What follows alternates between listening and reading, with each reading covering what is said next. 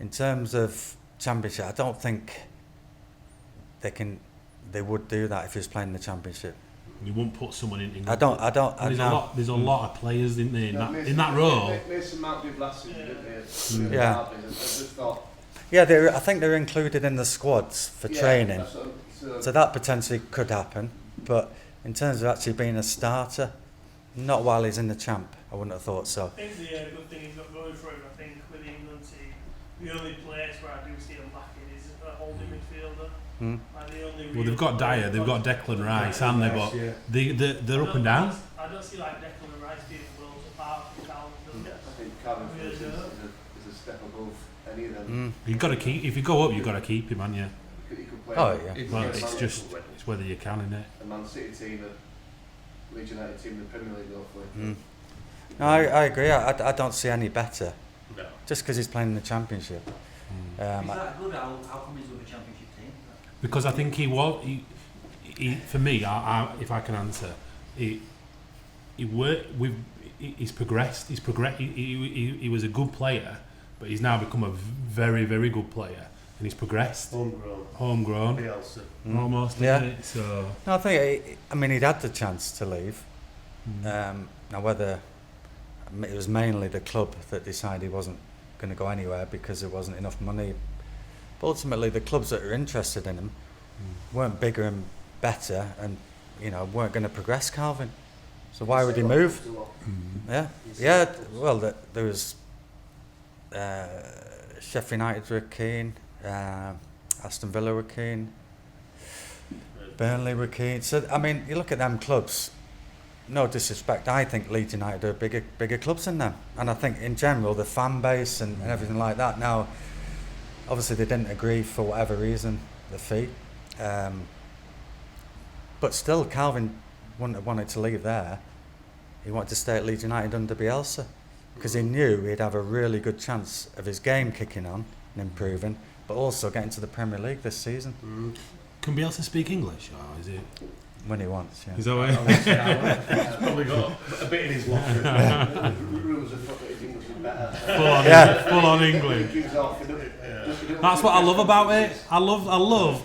It's almost he's playing Sky Sports. Yeah. When reporters come in and he's going, "Yeah, mate, right, we'll still drag this out as long as we can. Yeah. We've got another 2 years yet." And then when they ask him a question, he just goes, "Tell us that. Tell her that."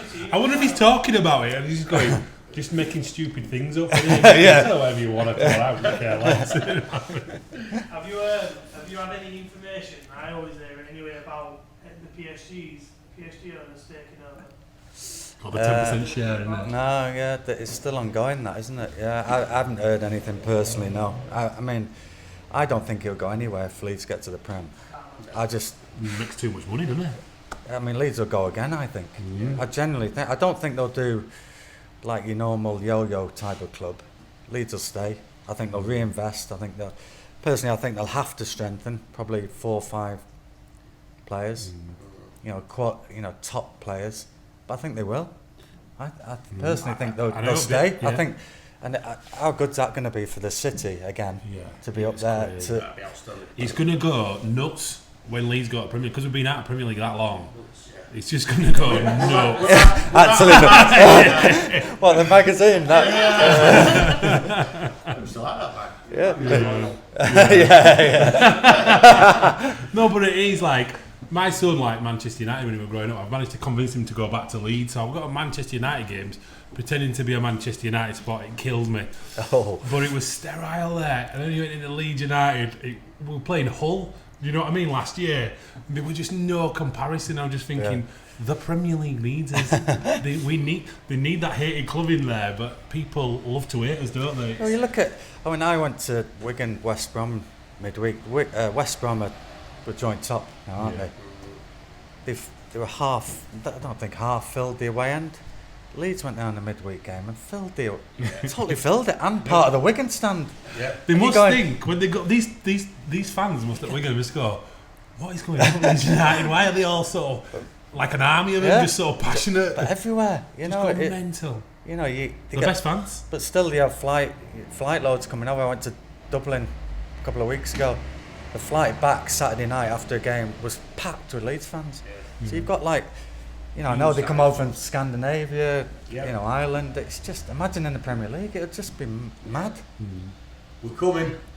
Yeah. 50 minutes. 50 minutes. Does anybody want to ask Kevin any more questions?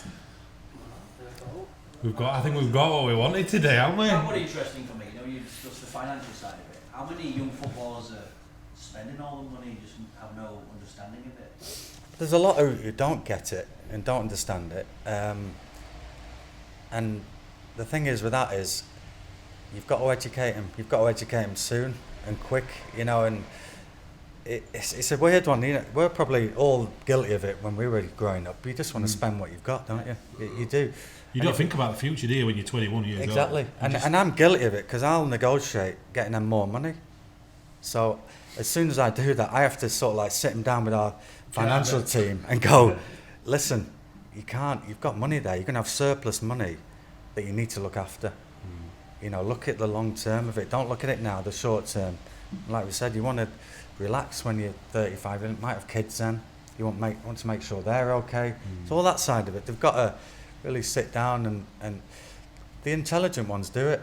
The ones who really trust you and go with you that'll do it. There's not many that haven't, to be fair. They're all being an ex-footballer, do you think the players that you represent kind of respect you a little bit more because you've gone through that process with them, or does it? Yeah, probably that as well. And I've made them mistakes, definitely, and I've told them the pitfalls of it and the ups and downs of it, and I've probably done everything. I've played in every division, so I can relate to every level of player.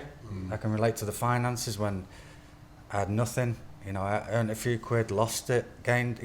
So I've been through all of it, which helps the players as well. So if someone's telling me that from their own experience, I'd go with it. Value it.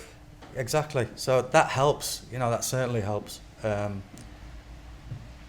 touch wood that they're all on board with it at the moment and all going through it, which helps our agency as well, because when you've got good people on board, clubs look at your list of your database and club client list, and they'll say, look, good people, good players, good characters, and clubs want to associate themselves with them.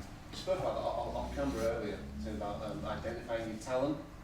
Is there a process to that? Is it purely on there going to be the next Messi, or is it more to it? You're looking to the families? Yeah, good question, to be fair. It's a bit of everything. It's looking into their background. First of all, you go in with the naked eye, you look at them and you've got to like them and like how they play. But you've also got to look into the background, because if they're a problem and they're not prepared to change, it can cause you more time and effort, which could cost another player's time and effort. So, and then you've also got to speak to the coaches at the clubs who look after them on a day-to-day basis and get information from them, what they like as a character, what they like as a person. Do they train hard, good attitudes, all that sort of stuff. So yeah, we've got to do it's not a matter of just going to watch him, and we've got to do our homework as well. But the players we look after, it's like a referral as well, like in anything. We get a lot through our own players. So we've looked after them, done a good job. They'll go, Kev Martin, go and have a look at him. He's a great kid. Carl might refer one and go, have a look at him. He's a great kid, good player. He needs looking after, So it's. How many people do you have on your books at one time? Or do you have a manageable amount that you need, or? Yeah. Because there's only myself and Martin, we have. I think we've got 18 now. We've got 4 coaches. So if we have any more, we'd have to. Because normally we've got ones who probably retire, so they fall off the way. We look after them, and financially, hopefully, they're okay. But then you get younger ones coming through, so it's a bit of a bit of a merry-go-round with that. But yeah, you've got to have. If we have too many, you can't manage them. Your business is growing again, which is great. But at this moment, we're quite happy with what we're doing. Yeah, it's got the right level in to give them the right level of service, really. Yeah. Same with us, with our estate agency. Yeah. We've got to make sure that we can service his clients. It's not just about putting as many houses on as we possibly can. We've got to give them a good level of service. Otherwise, Exactly they're that. not going to go, and you're not going to get those It's recommendations. about eh? it's the quality, not the quantity of it, you know, and that's how we look at it, and it's no different in football, you know. It's From any other business. yeah, exactly. Definitely. It's been brilliant. Yeah, I feel like I've asked you everything I Haven't want. missed Is there any other anything. questions? So, Yeah. okay.